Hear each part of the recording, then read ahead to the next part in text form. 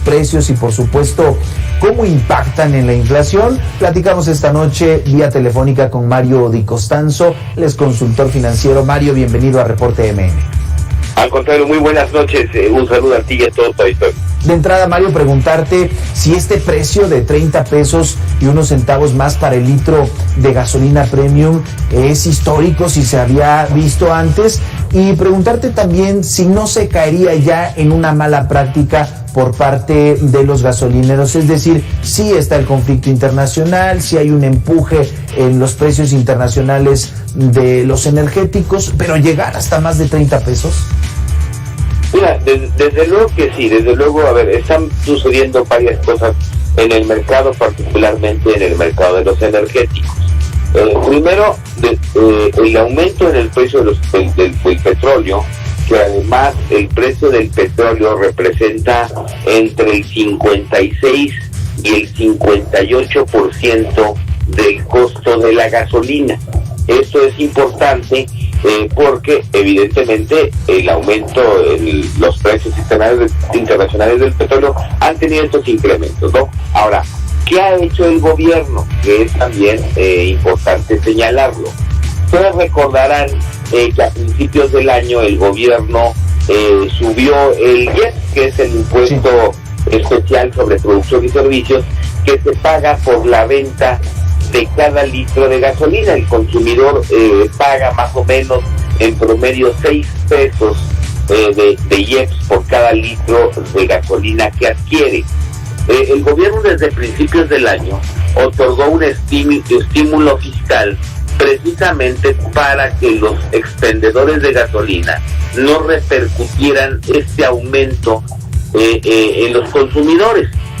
Nada más para decirte que el estímulo implica un sacrificio fiscal o tiene un costo fiscal aproximadamente de 930 millones de pesos diarios. ¿Por qué? Porque México consume 170 millones de litros de gasolina al día.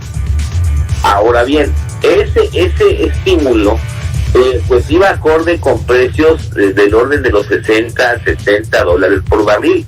El precio del petróleo rebasó la barrera de los 100. Incluso hoy el gobierno anunció un estímulo extra, además del que ya se venía dando, cuyo costo diario oscila entre los 450 millones de pesos diarios. Esto evidentemente es la magnitud del subsidio. Ahora, ¿cuánto va a incrementarse en la gasolina? Mucho va a depender del incremento del petróleo. Yo creo, si lo vives en Estados Unidos, por ejemplo en California, el precio de la gasolina es un equivalente a 30 pesos mexicanos. En Texas, por ejemplo, que casualmente es de donde importamos la gasolina que se consume en México, más o menos anda en 22, 24 pesos el litro. Es decir, se puede pensar que el precio promedio sin el IEPS debería de andar sobre los 24, 25 pesos. Si lo encontramos más abajo, el gobierno está subsidiando. Si lo encontramos más arriba, pues quizás habría que ver ahí que sí, a lo mejor están repercutiendo el precio los distribuidores. Ahora, no es descabellado pensar en un precio de 30 pesos por, como te digo, el costo o el aumento en el barril del petróleo. Claro. Ahora, lo malo es que además del petróleo está creciendo el precio del gas natural, y yo te diría uno más, el de los alimentos, el maíz, el trigo. Entonces todo esto está erosionando el poder adquisitivo, puesto que el trigo que importamos, el maíz que importamos, el gas que importamos, pues evidentemente es insumo de otros productos y se está reflejando en estos precios. Claro. Importante la comparación que hacías y el precio promedio a nivel internacional ya comparado con pesos mexicanos, y pues prácticamente sí podríamos hablar de un precio extraordinario, llegar o alcanzar más de los 25, 26, 27 o hasta los 30 pesos. Por supuesto destacas lo que está impactando en el bolsillo de las familias, que es reducir el poder de compra, reducir los productos que pueden adquirir. Mario, estamos en una etapa que puede ser efímera, que puede ser fugaz, o como bien dices, este aumento también en el gas natural y en otros energéticos nos va a llevar quizá a un segundo trimestre pues muy peligroso en materia de inflación. Mira, yo te diría que sí, desgraciadamente va a ser a lo largo, yo te diría, de todo el año. Por ejemplo, hoy viendo los precios futuros en el mercado petrolero, te puedo decir que hasta diciembre el precio del petróleo más o menos promedio andará en $95 por barril, lo cual es un precio, pues para darnos una idea, el doble de lo que se presupuestó, proyectó en los criterios de política económica para este año. Tú dirías, pues esto también nos va a generar excedentes petroleros. Sí, nada más que se van a gastar todos en el subsidio de la gasolina, y ahí es donde creo que el gobierno se está equivocando. El gobierno debería no generalizar este subsidio, sino de focalizarlo en las cadenas productivas para que no repercutan el incremento en los precios. ¿Qué otra cosa debería de hacer? Invertir para generar empleos mejor remunerados. No hay subsidio que pueda alcanzar en unas finanzas públicas que tenemos nosotros muy endebles para sostener esta situación. Sería mejor que esos excedentes los gastar en inversión para generar actividad económica. Hoy, por ejemplo, en IMEX vuelve a bajar la perspectiva de crecimiento de la economía mexicana. Entonces, ¿qué vamos a tener? Un crecimiento muy bajo, con una inflación muy alta, sí, y sin poder generar empleos, que la mejor manera de que una persona se defienda de la inflación, pues es teniendo un mejor empleo y mayores ingresos. Importante esta última parte que comentas, y es a donde llevaba prácticamente los comentarios finales. Antes de esta crisis internacional, el presidente decía, vamos a crecer al 5% y soy optimista.